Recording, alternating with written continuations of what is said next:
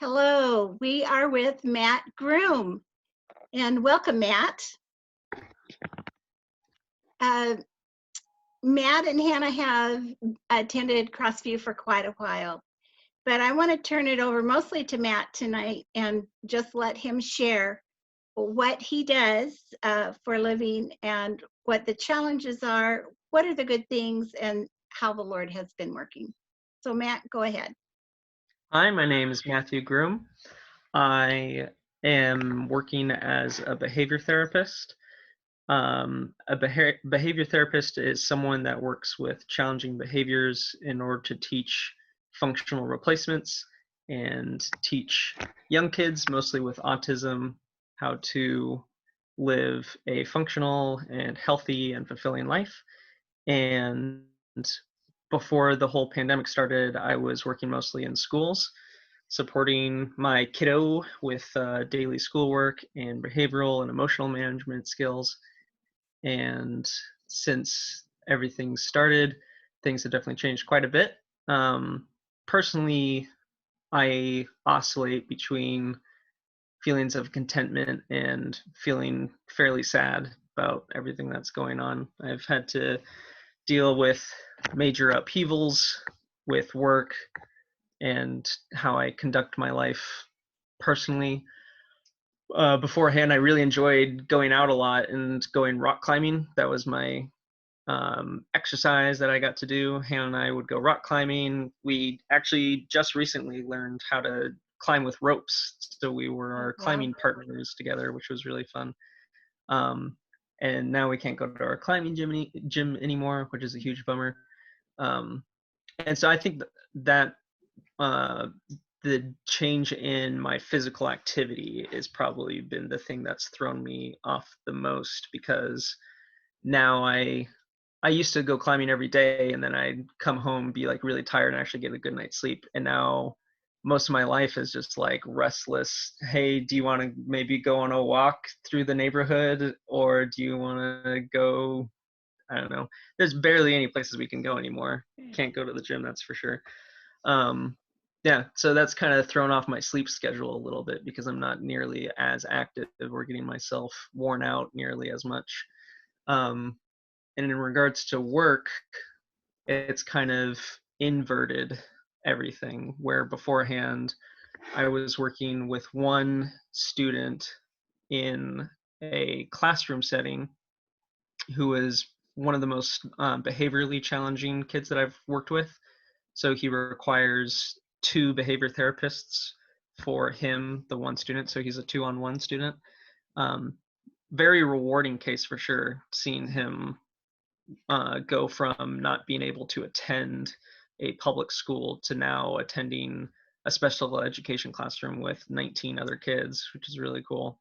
Where beforehand he was in a very small and restrictive setting. Now he's actually like showing everyone how cool he is and how well he's doing. And his personality really started to show. And this was his first time at a public school, like ever, his very first year, and then this happened, which totally threw him off. And while everyone is scrambling to figure out what to do about schools, there was a lot of ping-ponging back and forth between trying to provide equitable services and what's fair, what isn't fair. And we were working with him in his home, and then we weren't allowed to, and then they went back on that, and now the official stance is that we can't be working with him in his home, unfortunately. So where I was working with another behavior therapist with this one kid, now I am on my own in a home with 2 kids. I'm working with 2 brothers now.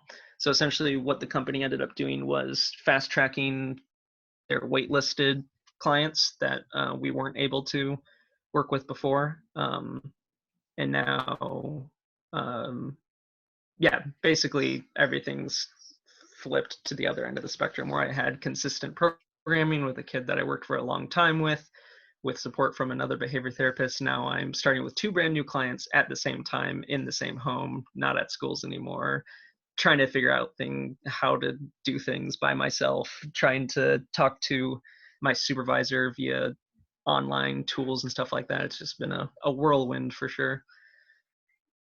But But you're able to go into their home?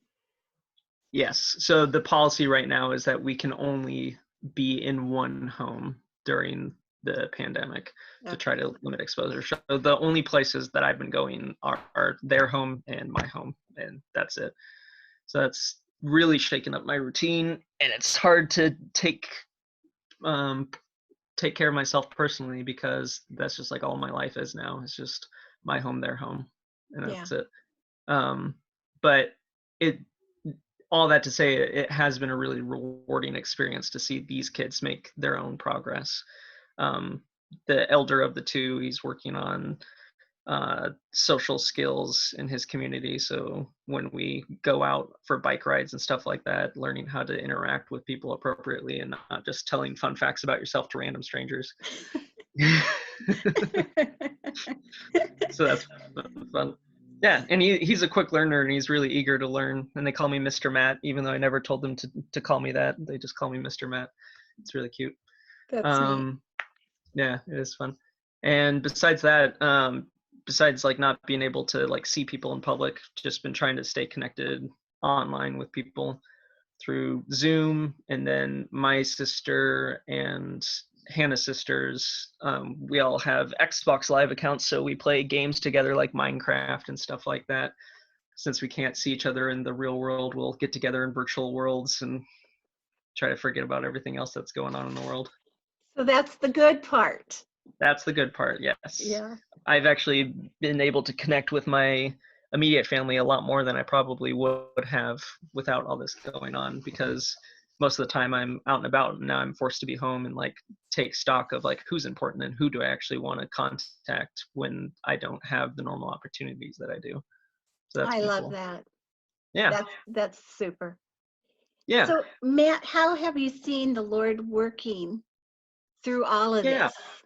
I would connect that with like the opportunity to like a chance to take stock. So I've been able to take stock on who's important, who has God put in my life, who I want to maintain relationships when the world seems to be falling apart. Like I get to realize who I care the most about. And also I think God has been making me choose to, because in a lot of this it doesn't feel like I've had a choice with anything that's happened. I didn't choose to get essentially kicked out of the schools and forced to work in a new home. I didn't choose to not be able to um, enjoy my recreation activities as much as I used to. Like all of these things feel like they were imposed on me, but I feel like God has been making me look at this as not forced loneliness, but a choice of solitude. And solitude can be something beneficial, especially if you choose solitude as an opportunity to reflect and to better yourself and to again care about the people that you should care about the most, stuff like that. That sounds like beautiful words to end with. Yeah, That's a challenge for all of us to think positively and to reflect, like you have just stated. thank So, you. Matt, thank you for joining this conversation and letting us see into a little part of your life during this Yeah, thank you for quarantine. reaching out. Thank you.